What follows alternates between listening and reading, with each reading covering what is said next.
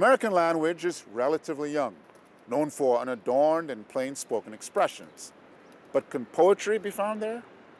This is a story of a CUNY graduate who became a Pulitzer Prize winner, a writer, critic, and educator, whose use of American vernacular in his art and criticism is both poetic and true.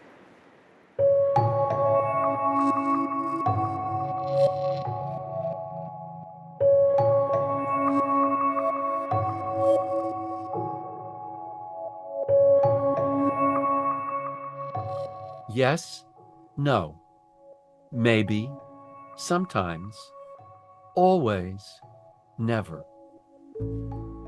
Never? Yes. Always? No. Sometimes? Maybe, maybe never sometimes. Yes. No, always. Always, maybe. No, never, yes. Lloyd Schwartz is a poet, and this is his poem, a sestina called 6 Words. Lloyd has been writing not only poetry, but criticism for at least 50 years, in conjunction with teaching. But how did he end up late in his career being named the Poet Laureate of Somerville, Massachusetts? Always, never. His story starts on a small Brooklyn block. I was born in Brooklyn Hospital. The part of the street that I lived on was demolished by Robert Moses for a housing project. After moving to Middle Village following their forced removal, Schwartz went to high school in Queens, where his interest in poetry was sparked by a teacher. He would do anything to get his students interested in poetry. And I remember at one point he leapt onto his desk and recited the dagger speech from Macbeth. Is this a dagger that I see before me? He made us see that poems were actually about something. They weren't just words on a page. And I was totally enamored, enthralled. And I thought, this is what I want to spend my life doing. Schwartz enrolled at Queens College to follow his bug for acting, but was still not entirely sure which direction his career would go. I thought I was going to join the drama club. And I went to the first meeting of the dramatic club, and the kids in that club struck me as being too full of themselves. And I thought that isn't what I was interested in when it came to theater.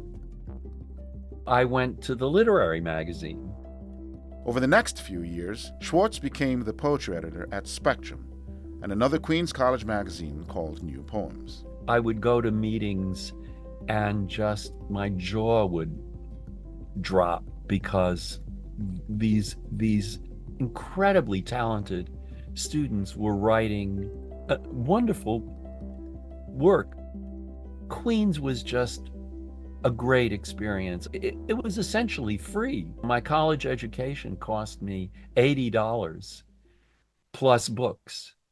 Right afterwards, Lloyd received a scholarship to enroll at Harvard University to pursue a PhD.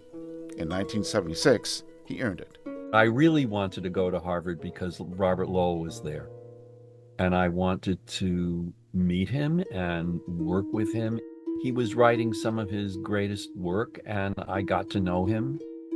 He was not writing anything that I could imitate, except that he encouraged people to write what they had to write, and in their own way of writing. While at Harvard, he made money teaching and acting, but also doing voice work for the radio, in particular, an NPR program for kids called Spider's Web. Schwartz settled in Somerville outside of Boston, where he's lived since 1984, and eventually became an English professor at University of Massachusetts. And in 2019, at the age of 78, he was named the Poet Laureate of Somerville. In my experience, good teachers were absolutely crucial to who I am and what I do. I really believe in teaching, and I really love traditional poetry. Poetry on the page, poetry that has been written and published and republished over the centuries. It's maybe the most important thing in my life and certainly in my intellectual life. I'm working on a poem that's so true, I can't show it to anyone. American language as it's spoken can be very, if not exactly beautiful, can be extremely rich and poetic. I thought that's what I had. That's what I could do.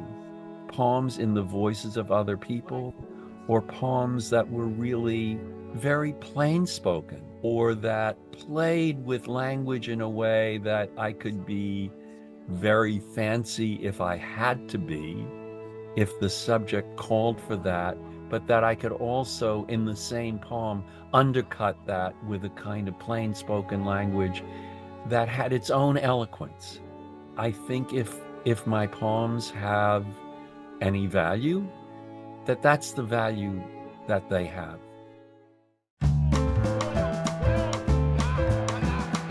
I was very interested in the beat poets, and Ginsberg especially. I saw the best minds of my generation destroyed by madness. And I was very interested in what is now called the New York School. So Frank O'Hara remains one of my favorite poets. We are drifting back and forth between each other like a tree breathing through its spectacles. He was a kind of role model because he also had these poems that were just, he seemed to be throwing them away, but at the end of the poem you were in tears. You were so moved by them.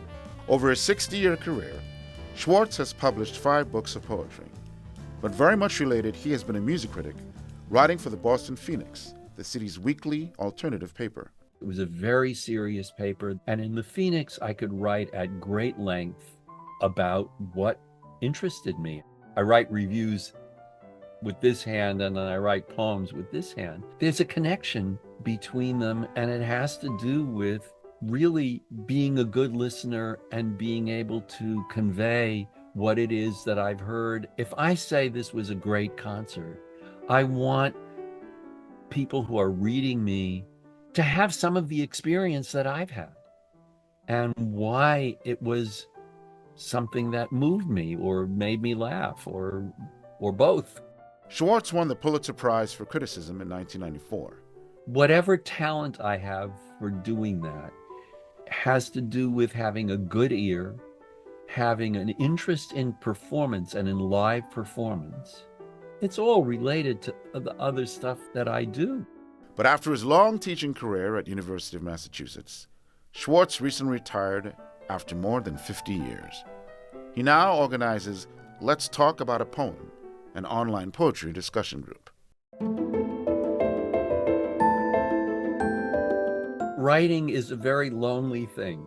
If you're a critic and you're at a concert with hundreds of other people, you're surrounded by hundreds of other people. But when you write about it, you're all alone and you're next to your computer now or your typewriter. I think part of what I wanted to do as an actor was, quote unquote, communicate. It was my feelings on a stage to a large number of people. And I guess I want to do that as a poet also. There was one summer returning over and over. There was one dawn I grew old watching.